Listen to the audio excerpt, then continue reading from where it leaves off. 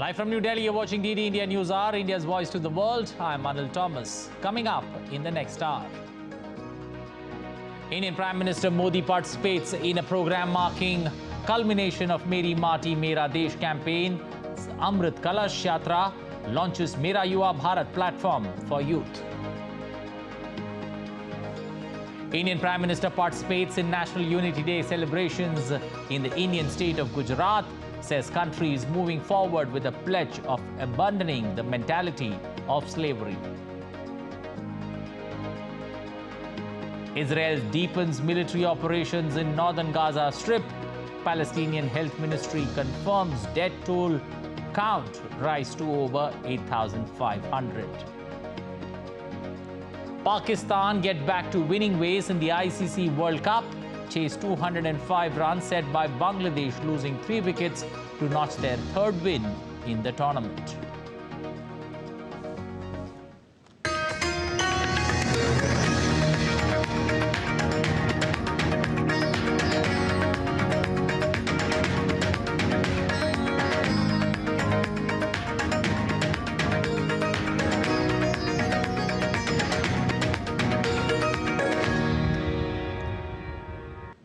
Prime Minister Narendra Modi participated in the event marking the culmination of Meri Maati Mera Desh campaign in the Indian capital city of New Delhi on Tuesday and laid the foundation stone of Amrit Vatika and Amrit Mahotsav Memorial. Here's the detailed report. Indian Prime Minister Narendra Modi participated in the program marking the culmination of Meri Maati Mera Desh campaign's Amrit Kalash Yatra at Kartavya Path in New Delhi on Tuesday. The program also marked the closing ceremony of Azadi Ka Amrit Mahotsav. During the program, the Prime Minister laid the foundation stone of Amrit Vatika and Amrit Mahotsav Memorial and launched Mera Yuva Bharat, My Bharat platform for youth of the country. किसी भी क्षेत्र से हमारे युवा जितना अधिक जुड़ेंगे, उस क्षेत्र के विकास की संभावना और उस व्यक्ति के विकास की संभावना उतनी ही अधिक होगी। ये लैब्स भारत के युवाओं को बड़े सपने देखने और उन्हें हासिल करने का विश्वास जगाती है। Prime Minister Modi also said that Azadi Ka Amrit Mahotsav made new history with the scale of people's participation. आजादी के अमृत महोत्सव ने जन भागीदारी का ऐसा हुजूम देखा कि नया इतिहास बन गया। दांडी यात्रा ने स्वतंत्र भारत की लौ को और तेजस्वी किया था। 75 साल की ये यात्रा समृद्ध भारत के सपने को साकार करने वाला कालखंड बन रहा है। 2 वर्ष से अधिक चले इस महोत्सव का मेरी माटी मेरा देश अभियान के साथ समापन हो रहा है। The Prime Minister said, My Bharat organization is going to play a big role in nation building in the 21st century. Amrit Mahotsav के समापन के साथ ही आज मेरा युवा भारत संगठन माय भारत इसका शुभारंभ हो रहा है। मेरा युवा भारत संगठन माय भारत भारत की युवा शक्ति का उद्घोष है। ये देश के हर युवा को एक मंच, एक प्लेटफॉर्म पर लाने का बहुत बड़ा माध्यम बनेगा। ये देश के युवाओं की राष्ट्र निर्माण में अधिक से अधिक भागीदारी सुनिश्चित करेगा। PM also said that while Dandi March led by Mahatma Gandhi brought people together to fight and achieve India's independence, in the same way, the Meri Maati Mera Desh campaign made history in modern times with millions of Indian youth participating in it. PM lauded the efforts of the youths of the country who joined hands and brought the pots or kalash from over 8,500 districts of the country. In New Delhi, Amit Mukherjee for DD India. Well, Meri Maati Mera Desh campaign is a unique way to celebrate India's cultural vibrancy and unity in diversity. What was the significance of this campaign and how does this link with the Azadi Ka Amrit Mahotsav? Meri Maati dives deep to get us the details. With an aim to commemorate 75 years of India's independence, Meri Maati Mera Desh campaign was launched on August 9 this year. This remarkable campaign is a celebration of the nation's accomplishments and an ode to the Indian freedom fighters who 75 years back fought bravely against the British colonial rulers. In the first phase of this grand initiative, a series of events spanning both rural and urban India were held. Activities included the construction of memorials, the taking of pledges, planting of saplings of indigenous species and moving felicitation ceremonies which honored the freedom fighters and their families.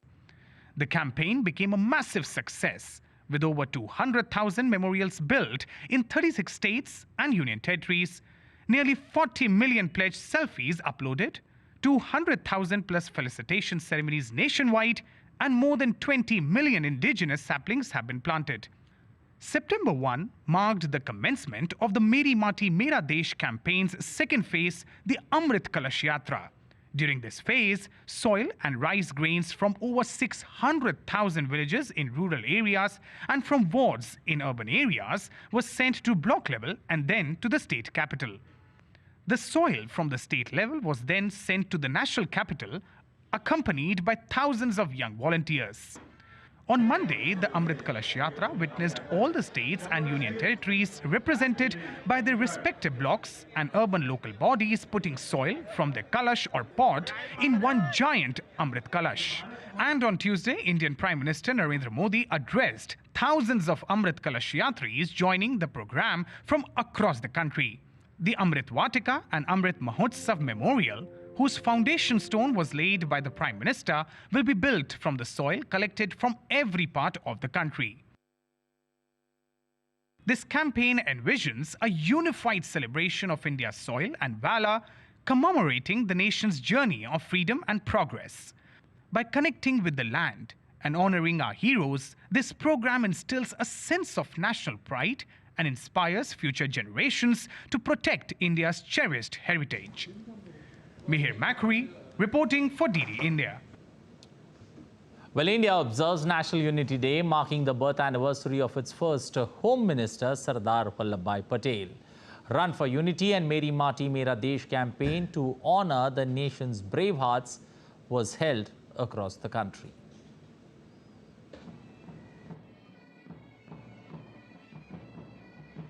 Prime Minister Narendra Modi participated in the National Unity Day celebrations at the Statue of Unity. PM Modi witnessed the Unity Parade, which had marching contingents from BSF and various state police, a show women CRPF bikers Yashaswini, women pipe band of BSF, fly past by Indian Air Force.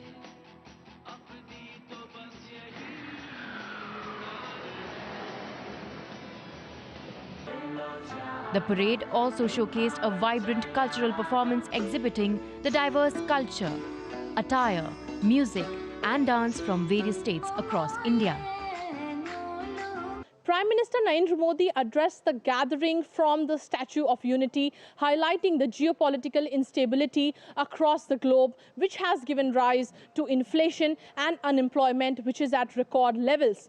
But even under these circumstances, India is moving forward and is creating new records. Prime Minister Narendra Modi also highlighted that today there is no objective that is beyond India's reach. In his address, Prime Minister Modi stressed on the need to remain vigilant against the attacks on the unity of the nation. He pointed out at appeasement politics, which also turns a blind eye towards terrorism and endangers the unity of the country. हमारी विकास यात्रा में सबसे बड़ी रुकावट है तुष्टीकरण की राजनीति। भारत के बीते कई दशक साक्षी हैं कि तुष्टीकरण करने वालों को आतंकवाद, उसकी भयानकता, उसकी विकरालता कभी दिखाई नहीं देता। तुष्टीकरण करने वालों को मानवता के दुश्मनों के साथ खड़े होने में संकोच नहीं हो रहा है। वो आतंकी गतिविधियों की जांच में कोताही करते हैं। PM Modi also referred to the pledge of moving forward and abandoning the mentality of slavery. इस अमृत काल में भारत ने गुलामी की मानसिकता को त्याग कर आगे बढ़ने का संकल्प लिया है। हम विकास भी कर रहे हैं और अपनी विरासत का संरक्षण भी कर रहे हैं। भारत ने अपनी नौसेना के ध्वज पर लगे गुलामी के निशान को हटा दिया है। गुलामी के दौर में बनाए गए जरूरी कानूनों को भी हटाया जा रहा है। आईपीसी की जगह भी भारतीय न्याय संहिता लाई जा रही है। PM Modi, in his address, highlighted that Ekta Nagar is known as a global green city. On the occasion, he also inaugurated and laid foundation stone for various developmental projects, green initiatives, heritage train, and more around the Statue of Unity. Meghna Dev's report for DD India. Meanwhile, in an effort to bolster tourism and to help people connect from cities to Ekta Nagar or Kevadia, Prime Minister flagged off a weekly heritage train connecting Ahmedabad to Kevadia. The Statue of Unity fame, Kevadia, is also known as Ekta Nagar and has a number of tourist attractions which include the tallest statue in the world, jungle safari, rafting, maze cruise and much more. Yeah, so as we all know, this Ekta Nagar is a very favorite tourism spot, and particularly with the world's highest statue of Sardar Patel being here. Tourists from all over the country, across the world visit here regularly. Now this heritage train is another big gift for the tourists who are coming to Ekta Nagar to enjoy the statue and other attractions here. So they can also get a feel and touch of our steam heritage. So this train is an electric train, powered train, but it has been given a look of a steam powered train. So that will be a big attraction for passengers who will travel from Ahmedabad to Ekta Nagar and back in this train. And this train is also equipped with all the modern facilities, like you see the cushioned chairs, the panoramic big windows, and there's a dining car here with 28-seater with air-conditioned dining car. The full train is air-conditioned. Well, still to come on DD India News Hour. Israel deepens military assault in northern Gaza Strip. Gaza death toll crossed the 8,500 mark. IT Minister Ashwini Vaishnav says probe ordered into opposition MP's allegation. Supreme Court hands 7-day timeline to Delhi and 4 other states to reply on steps taken to curb air pollution.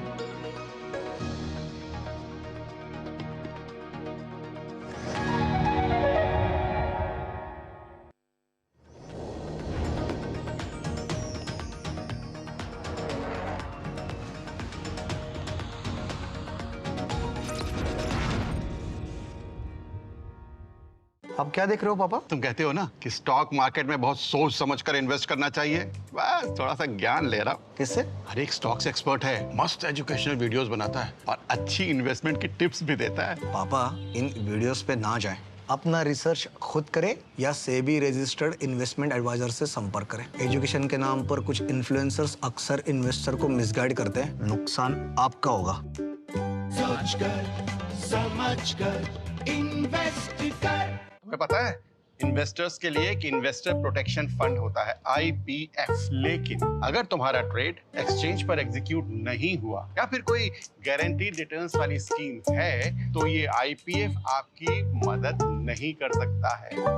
और अगर आपका broker ही defaulter बन जाए तो फिर IPF आपको compensation दिला सकता है। कहाँ से सीखा? NSE की साइट पर। सोच कर, समझ कर, इन्वेस्ट कर। आप क्या देख रहे हो पापा? तुम कहते हो ना कि स्टॉक मार्केट में बहुत सोच समझ कर इन्वेस्ट करना चाहिए, बस थोड़ा सा ज्ञान ले रहा हूँ। किससे? हर एक स्टॉक्स एक्सपर्ट है, मस्त एजुकेशनल वीडियोस बनाता है और अच्छी इन्वेस्टमेंट की टिप्स भी देता है। पापा इन वीडियोस पे ना जाएं। अपना रिसर्च खुद करें या सेबी रजिस्टर्ड इन्वेस्टमेंट एडवाइजर से संपर्क करें। एजुकेशन के नाम पर कुछ इन्फ्लुएंसर्स अक्सर इन्वेस्टर को मिसगाइड करते हैं, नुकसान आपका होगा। सोच कर, समझ कर, इन्वेस्ट कर।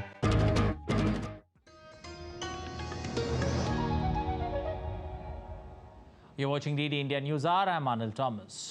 After Israel's Prime Minister Benjamin Netanyahu's dismissal of a ceasefire, Israeli troops pushed deeper into Gaza.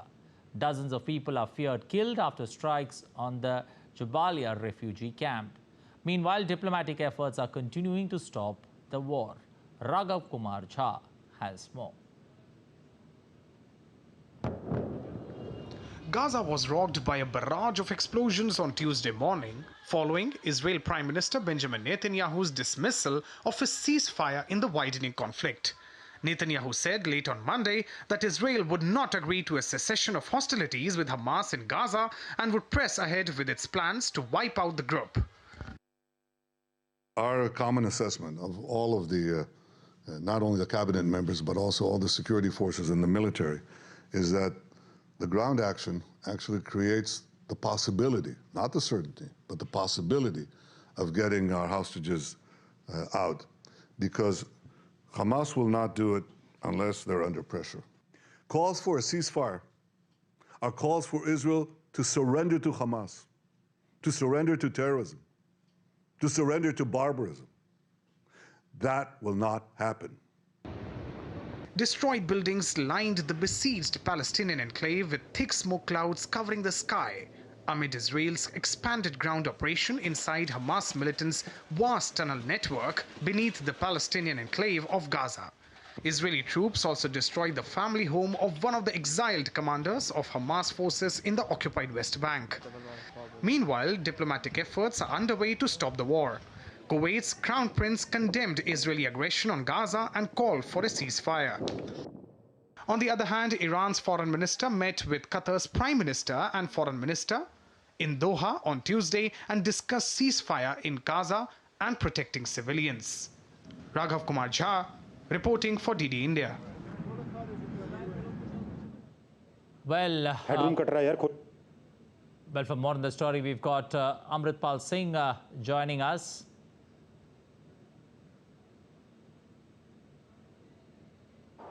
Well, Amrit, good evening. Amrit, this particular all-out assault that Israel has had on Gaza, what are the implications of it? It's not an all-out assault yet, in the sense that all their ground forces haven't gone in. A limited number of ground forces have gone in, but yes, they've gone in, Anil, with their tanks, other equipment, and there are infantry soldiers. Fierce battles took place at some limited places.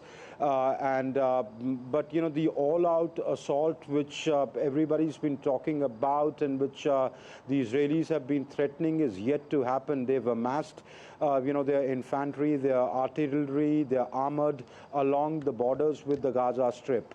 Now, but with whatever is happening there, both the ground, sea, the naval, though the Navy is not operating directly there, but it has landed on the beach, on the coast of the Gaza Strip with the East Mediterranean. The idea of the Navy is not to get directly involved in the operations, but to see that any, weapons cache does not come into Gaza via the sea. And secondly, when it comes to the last stages, Hamas fighters don't escape from from there, because their stated objective is to completely decimate Hamas. Now, but their ground assault, limited ground assault and their air strikes, their missile strikes are going on full swing. So what does it mean? It means that it will intensify in the coming days. The implications, if they go in completely, would mean a lot of civilian casualties, a steep climb in the civilian casualties, which are anyway very high. 8,000 plus is the figure which the UN is quoting, and Hamas is quoting a bigger figure. But then there are many of them are children, women in it. So for Benjamin Netanyahu's war cabinet, they have to factor in that till when can they ward off the international pressure. Those countries, the Western allies who are with them, but have also started, telling them that, look, this is something which you'll have to, figure out how you go about it. Jake Sullivan said in as many words that the burden is now on the Israelis to distinguish between the Hamas and the civilians. Okay. So how will Benjamin Netanyahu's government handle international pressure? Secondly, how do they juxtaposition that and achieve their stated objective of completely decimating the Hamas? Because for that, you will have to send ground forces in. You will have to engage in close combats. You will probably have to go into the tunnels. You will have to get into, handheld fights to kill them all, because they will blend in with the civilians. They are guerrillas. They don't follow any rules of war. So all that perhaps is weighing on Benjamin Netanyahu's mind, and that's why we see the operations, though intensifying, but in a calibrated fashion. Okay, considering the fact that this armed conflict is intensifying, why does the UN feel that this current aid system, especially for Gaza, is geared to fail? Because the UN feels that and which is the truth also, that the amount of aid going in is far too less than what is required there. There is a humanitarian catastrophe unfolding out there. 6 lakh people have migrated into the south, and the south is also being hit. People are out there on the roads. Hospitals are overwhelmed. There are 35 hospitals in the Gaza Strip. 12 have stopped functioning. 5 more are at the verge of stop functioning. They bombed places near Al-Quds and Al-Shifa. Not only are the people who were generally ill, but those affected by the shelling, those injured, they are being brought in. Then there are people who've taking shelters in those hospitals because their homes are destroyed. So, it is actually a catastrophe unfolding there. And the amount of aid going in is far too less. Clean drinking water is finished. UNICEF spokesperson said today that people are forced to make their children drink seawater, which is very saline. You can die by drinking seawater over a period of time because they do not have clean drinking water.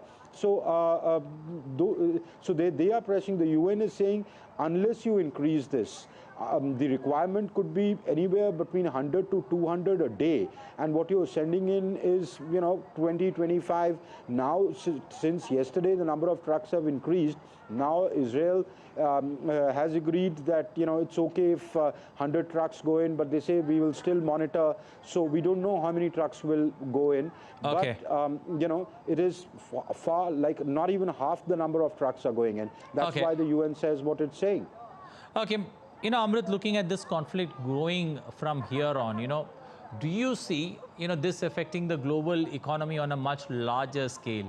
Because we've seen a major, a minor blip that took place, but after that the economy recovered. But do you see it having the potential to send jitters down the global economy? Absolutely. And I'll tell you why I say so. There is a war going on. There is one war going on, Russia-Ukraine war. We've seen the effects of it on, food basket, on fuel baskets, on food, fuel, and fertilizers. How it has pushed some countries to the brink of default, on the brink of starvation. Supply chains, how the global supply chains have been disrupted. The world is in no position to afford another war. Okay. If the spillover happens, if Hezbollah goes in, intensifies further, Iran gets involved, if the civilian casualties go in, the Arab allies, Saudi, Qatar, who are mediating right now, they take a strident stand. What happens then? That is the power hub of the world, the Arab world. What if the oil prices rise? So the potential of it going through the roof remains, and things could go into a spin unless they are contained. And that is why you see heightened diplomacy to do so, that let Israel-Hamas fight, but if it has a regional escalation and a spillover, then it will surely affect the economy. Okay, we'll leave it there. Thank you. Appreciate you joining us. Take good care of yourself. We'll come back to you for more updates on that on that Israel-Hamas conflict there entering its 25th day. Well, protesters, meanwhile, calling for a ceasefire in Gaza have interrupted U.S. Secretary of State Anthony Blinken during a Senate hearing on Tuesday. Two of President Joe Biden's top advisors asked U.S. lawmakers to provide billions more dollars to Israel, were interrupted repeatedly by protesters denouncing American officials for backing what they call genocide against Palestinians in Gaza. Secretary of State Anthony Blinken and Secretary of Defense Lloyd Austin testified to the Senate Appropriations Committee on Biden's request for $106 billion to fund the ambitious plans for Ukraine, Israel, and the U.S. border security. Multiple reports of hacking once again surfaced in India, but the government was quick to come clean on the surveillance front. Union Minister Ashwini Vaishnav clarified that the government takes its role of protecting the privacy and security of citizens very seriously. The Information Technology Minister cited Apple's statement, which said notifications were issued in 150 countries. Just after leaders from over 150 countries from across the globe reported about messages, emails they received from Apple, the company issued a statement. It said, and I quote, "Apple does not attribute the threat notifications to any specific state-sponsored attacker. State-sponsored attackers are very well funded and sophisticated, and their attacks evolve over time. Detecting such attacks relies on threat intelligence signals that are often imperfect and incomplete. It's possible that some Apple threat notification may be false alarms or that some attacks are not detected. We are unable to provide information about what causes us to issue threat notification, as that may help state-sponsored attackers adapt their behavior to evade detection in the future." In India, Minister for Communication, Electronics and IT, Ashwini Vaishnav, dismissed the hacking claim. This is a falsehood that some compulsive critics are trying to spread. They want to distract the country, they want to distract the people from the progress that the country is making under Prime Minister Narendra Modi ji's leadership. Their only and only aim is to just throw some allegations. Whether something comes out of it or not, they are not concerned. Indian government also has said that it is open to investigation. We have already ordered an investigation, and we request each and every person who has received the advisory to please cooperate with the investigation and make sure that we go to the depth of the matter. The government of India has also asked Apple to join the investigation with real, accurate information on the alleged state-sponsored attacks. With Bureau Inputs, Anil Thomas reporting for DD India. Well, RBI Governor Shaktikant Das has said that the inclusion of India in the JP Morgan Bond Index is a kind of vote of confidence about the Indian economy and the Indian financial markets. The RBI Governor was speaking at a summit organized by Business Standard in New Delhi, also commented on the internationalization of the rupee, saying its capital account convertibility is not a target, but a process. First thing that has to be recognized in this is that it's a kind of a vote of confidence about the Indian economy and about the Indian financial markets. RBI has a track record over the years, and especially in the recent period, of handling large-scale inflows and large-scale outflows. Well, let's take a look at some other stories making news. Indian President Draupadi Murmu addressed the Foundation Day celebrations at Leh in Ladakh. President Murmu said since its establishment as a union territory, Ladakh has seen a multi-dimensional development and a lot of emphasis is being laid on the development of infrastructure increase the connectivity of Ladakh. Indian Minister for Health, Dr. Bharti Pawar, addressed the Ministerial Roundtable Conference at the 76th session of the WHO Regional Committee for Southeast Asia in New Delhi. The Delhi Declaration on Strengthening Primary Health Care as a key element towards achieving universal health coverage was also signed at the meeting. India's Supreme Court has asked Delhi, Punjab, Uttar Pradesh, Haryana and Rajasthan governments to file affidavits on the steps taken by the states to control air pollution within the next 7 days. A 3-judge bench also noted that crop burning is one of the main reasons for the air pollution in Delhi's overall air quality index. In Delhi, the air quality index stands at 336 and it continues to be in the very poor category. Still to come on DD India News Hour. Meri Maati Mera Desh campaign, a unique way to celebrate India's cultural vibrancy and unity in diversity. Political unrest continues in Bangladesh. South Korea detains man after 2 police officers stabbed outside presidential compound.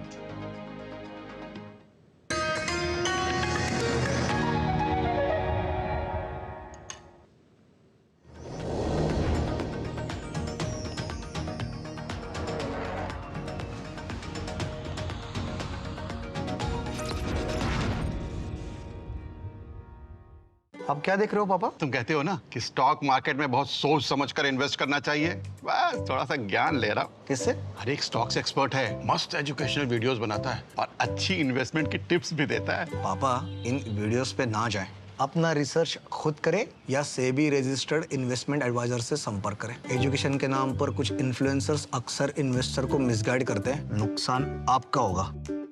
सोचकर समझकर invest कर। तुम्हें पता है investors के लिए एक investor protection fund होता है IPF, लेकिन अगर तुम्हारा ट्रेड एक्सचेंज पर एग्जीक्यूट नहीं हुआ या फिर कोई गारंटीड रिटर्न्स वाली स्कीम है तो ये IPF आपकी मदद नहीं कर सकता है।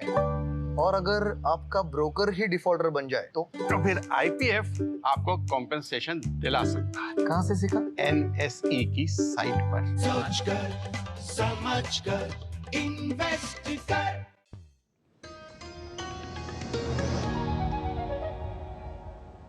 You're watching DD India News Hour. I'm Adil Thomas. A recap of the headlines. Indian Prime Minister Narendra Modi participates in the program marking culmination of Meri Maati Mera Desh campaign's Amrit Kalash Yatra, launches Mera Yuva Bharat platform for youth. Israel deepens military cooperation operation in northern Gaza Strip. Palestinian Health Ministry confirms death count rise to over 8,500.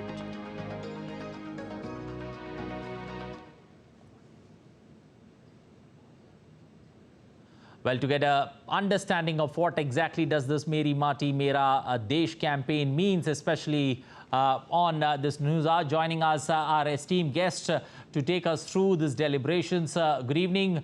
Welcome to DD India News Hour. How does this campaign of Meri Maati Mera Desh, become a rallying point, especially for the people of this country? In our country, India, or Bharat, that is more appropriate. India is the word which is being used for last 200 years. Bharat is the word which is being used right from Rigvedic time. That's almost about 7,000 years minimum. Here, Mera Desh, Meri Maati, meaning thereby that you are rooted to your culture, your civilization, your country. And roots are always there in the soil, Mati. And that is why you call country, your land, Mata. And what Modi ji is trying to emphasize is, be rooted to your soil, be rooted to your village, be rooted to your country, be rooted to your state. Everywhere, identity is the soil. And today, when Prime Minister Modi announced the closure of 2 years continuous celebration of Amrit Mahotsav, I can share with your audience that I was the member of the committee which was judging the projects and financing. And in last 2 years, I can vouch to the nation that the way we reached out to our Mati, our nation, our village, our this, not just the Delhi, not just the Lutean Delhi, not just the cities, but also Amrit Mahotsav reached out to all over the country, right from Northeast to Gujarat, Kashmir to Kanyakumari. And I'm very proud to say that I was associated for 2 years with this project, and I can say it has been one of the greatest things I have been associated with, because from various projects I am being associated, I have been associated from 1989. But this was one thing, Amrit Mahotsav, I am most proud of to be associated, because it not only allowed me to peek through what is all about, but also allowed me to feel more deeply with Amrit Mahotsav, with our soil, Meri Maati Mera Desh. Okay, Professor Makhanlal, when one takes a look at Yes. this particular platform, My Bharat, that's been launched, how will it help, especially the youth of this country? It is going to have a long way.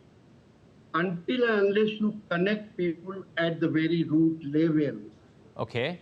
it doesn't cut any ice. Look at this, few things. Meri Maati Mera Desh, it is today launched. But before that, what Modi launched, whether it is Jan Dhan Yojana, most beneficiaries were from villages, small towns, poor people. Ujjwala Yojana, who got benefited? Mera Maati Mera Desh, all those who have been deprived of. Jo Jan Dhan Yojana, without a single penny, 30 crores accounts were opened. Who got benefited? Toilet.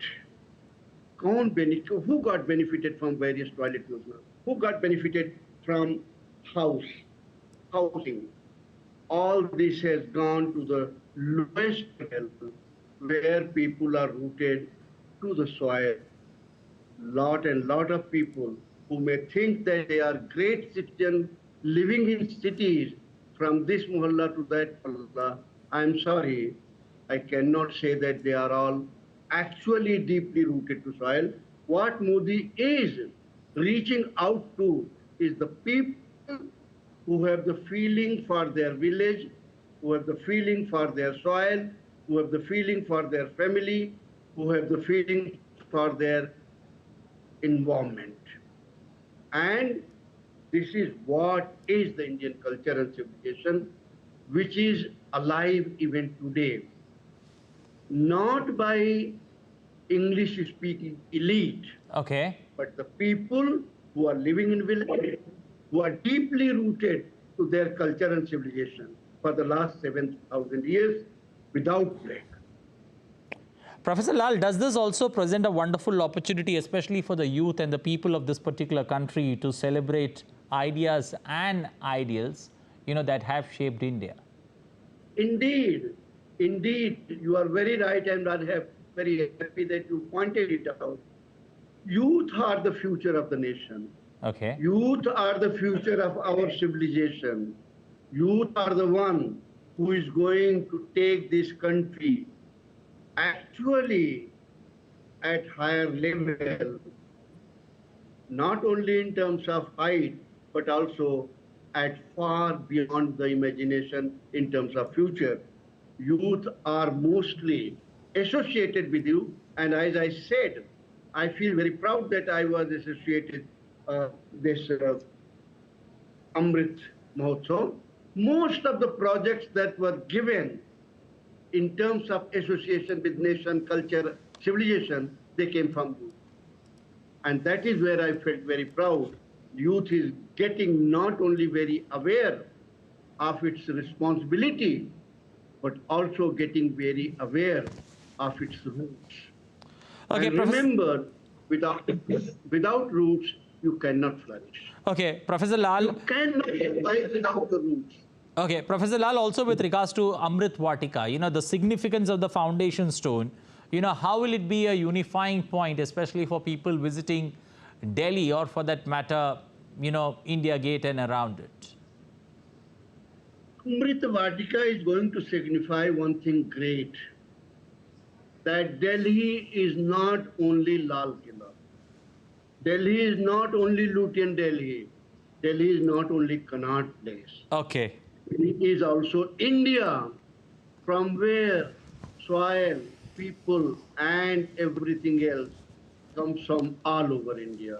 Therefore, this is going to signify entire India and everybody visiting to this place, right from Kerala to Kanyakumari, Gujarat to Manipur, they can feel part of it because the soil from all over is here and they can feel that my motherland, my village has also contributed this. My state has also contributed in Amrit Vatika. These are the visions.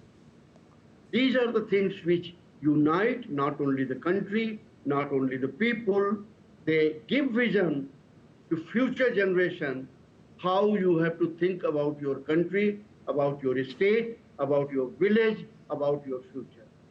It's very important from that point of view.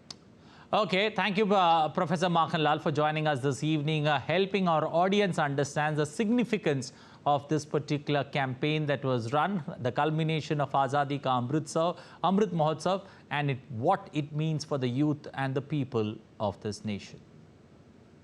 Well, moving on, political unrest continues in Bangladesh as two main opposition parties of Bangladesh enforced a 3-day blockade of road, rail and waterways in the country.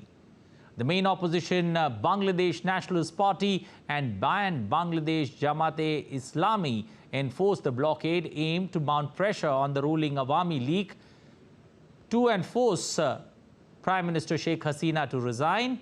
According to media reports, 7 people, including a police constable and a media person, lost their lives. And more than 1,000 people have got injured in the last 3 days in Bangladesh.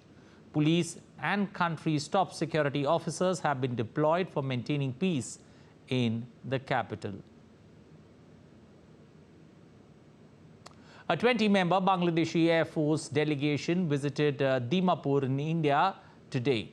The delegation, comprising 13 officers and 7 airmen, is a part of an ongoing cooperation between the Indian and Bangladeshi Air Force. It aims to assist BAF personnel connect with their roots and further enhance the defense cooperation between India and Bangladesh. India's External Affairs Minister Dr. S. Jaishankar is on an official visit to Portugal from today till the 1st of November. Taking to social media platform, he announced his meeting with the President of the Assembly of the Portuguese Republic. He also said that they discussed bilateral relations, regional and multilateral issues of mutual interest. The External Affairs Minister will also visit Italy on the 2nd and 3rd of November. Well, let's take a look at some other stories making news around the world. 2 police officers were stabbed outside a compound housing the presidential office in South Korea's Seoul. The police detained a man in his 70s who was shouting in front of the compound. The 3 astronauts of China's Shenzhou 16 mission returned safely back to Earth after completing their 5-month stay on board the country's Tiangong space station. Animals rescued from the illegal wildlife traffic and trade have found a new life at the Los Angeles Zoo. The U.S. Fish and Wildlife Service has partnered with the Association of Zoos and Aquariums to launch a pilot project.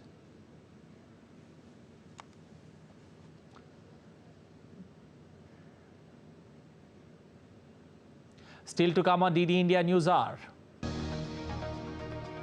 Pakistan notched a 7-wicket win over Bangladesh to stay in the hunt for a top 4 finish in the ICC World Cup. South Africa looked to settle scores for the 2015 semi-final loss to New Zealand in the ICC World Cup game in Pune. And Lionel Messi beats Haaland and Mbappe to win the Ballon d'Or for the 8th time.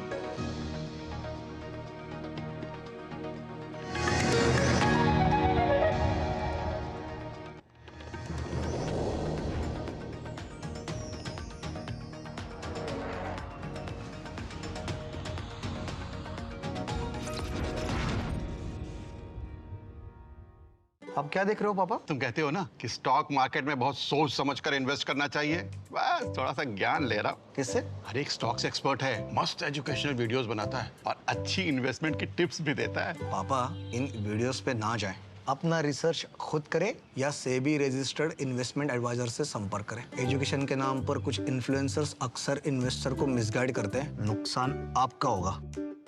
सोचकर समझकर invest कर। तुम्हें पता है investors के लिए एक investor protection fund होता है IPF। लेकिन अगर तुम्हारा ट्रेड एक्सचेंज पर एग्जीक्यूट नहीं हुआ या फिर कोई गारंटीड रिटर्न्स वाली स्कीम है तो ये IPF आपकी मदद नहीं कर सकता है। और अगर आपका ब्रोकर ही डिफॉल्टर बन जाए तो फिर IPF आपको कॉम्पेंसेशन दिला सकता है। कहाँ से सीखा? NSE की साइट पर। सोचकर समझकर इन्वेस्ट कर।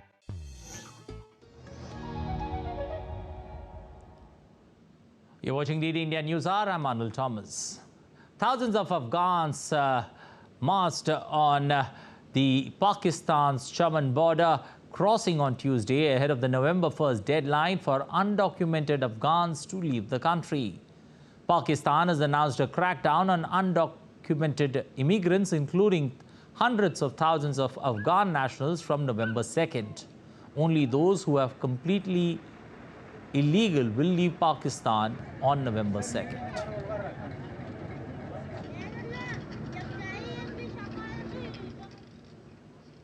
Indian Prime Minister Narendra Modi and Prime Minister of Bangladesh Sheikh Hasina will jointly inaugurate 3 Indian-assisted development projects on Wednesday. The 3 projects are the Akura-Agartala cross-border rail link, Kulna-Mongla port rail line, and Unit 2 of the Maitree Super Thermal Power Plant. The Akura-Agartala cross-border rail link project has been executed under the Government of India grant assistance. The Kulna-Mongla port rail line project has been implemented under India's concessional line of credit, and the Maitree Super Thermal Power project under Indian concessional financing scheme loan of $1.6 billion US. Indonesia's counter-terrorism unit has arrested 59 hardliners suspected to disrupt presidential elections next year. The police seized weapons, propaganda material and bomb-making chemicals from the suspects. 19 of those arrested were from the Jamaah Islamiyah network, while 40 suspects were from the Jamaah Anshurat Daulah, which have pledged allegiance to the banned outfits in the country. UN Secretary-General Antonio Guterres, who's on a 4-day visit to Nepal, addressed a joint meeting of the Federal Parliament on Tuesday. UN chief called for reform on the outdated United Nations Security Council and proposed measures to reform the global financial architecture so that it better represents developing countries and responds to their needs. Nepal and other developing countries need far greater international support to aid development, accelerate climate action, and weather the current global storms. I have proposed a Sustainable Development Goals stimulus that would release at least $500 billion a year in affordable long-term finance for sustainable development and climate action in developing countries like Nepal. Well, as part of the global concern about artificial intelligence, the United States has passed an executive order to lessen the risk of it, which requires developers of AI systems to share the results of safety tests with the US government. Similar efforts are also being seen in the United Kingdom and in the European Union. Concerns about potential misuse and unintended consequences of artificial intelligence or AI have prompted efforts to examine and develop standards. The US has passed an executive order to lessen the risk that AI may pose to consumers, workers, minority groups, and national security. One thing is clear. To realize the promise of AI and avoid the risk, we need to govern this technology, there's no other way around it, in my view. It must be governed. This executive order will use the same authority to make companies prove that their most powerful systems are safe before allowing them to be used. Britain will host the world's first global artificial intelligence safety summit this week to examine the risks of the fast-growing technology and kickstart an international dialogue on regulations of AI. What do we hope to achieve at next week's summit? Right now, we don't have a shared understanding of the risks that we face. And without that, we can't hope to work together to actually address them. The global race to establish technological leadership in artificial intelligence is escorted by an effort to develop trustworthy intelligence. And as part of the global trustworthiness effort, the European Union's Parliament has already adopted a draft legislation that would mark the West's first comprehensive set of AI regulations. Akriti Bhandari for DD India. Well, you're watching DD India News Hour. Time now for sports updates.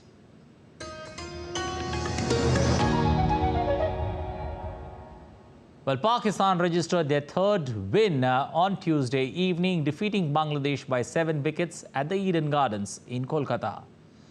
Fakhar Zaman and Abdullah Shafiq both slammed half-centuries for Pakistan in the run chase against Bangladesh.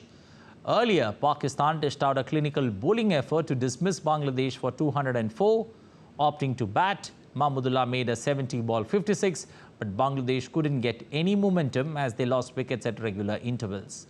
Liton Das, Shakib Al Hasan and Mehdi Hasan Miraz were the other batters to reach double digits. For Pakistan, Shaheen Shah Afridi took 3 for 23, Mohammad Wasim Jr. 3 for 31, were the most successful bowlers, while Haris Rauf took 2 for 36. In ICC World Cup action on Wednesday, New Zealand will take on and inform South Africa in the clash of tournament heavyweights. A victory will help the winner have 1 foot in the semi-finals, while the loser may become vulnerable to the chasing pack. 2 of the teams in form in this particular tournament meet in Pune, and this has the potential to act as a precursor to what may lie ahead, especially in the knockout stages of this tournament. Remember, Proteas will look to seek redemptions, especially when it comes to the 2015 semi-final loss that they had at the hands of New Zealand. And currently, both these teams are in the 2nd and 3rd position in the tables. And the last time they met was in the 2019 World Cup. And on that occasion, the Kiwis had prevailed in a thriller on the back of a big century from skipper Kane Williamson. Well, talking about the 2015 match, the Proteas faced heartbreaking loss to New Zealand in the semi-final. It left South African stars A.B. de Villiers, Moni Mokkel teary-eyed as it was their last World Cup outing.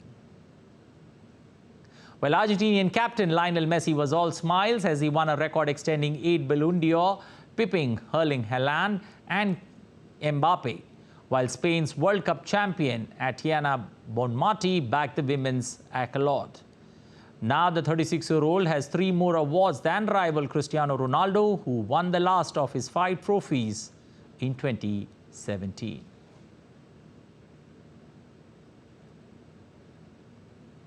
Well, that's all we have time for in this edition of DD India News Hour. But let us know your thoughts on the news of the day. You can connect with us on Facebook, X and Instagram. We'll be back with more news as it breaks here on DD India. I'm Anil Thomas. From all of us here in Delhi, thanks for watching DD India News Hour.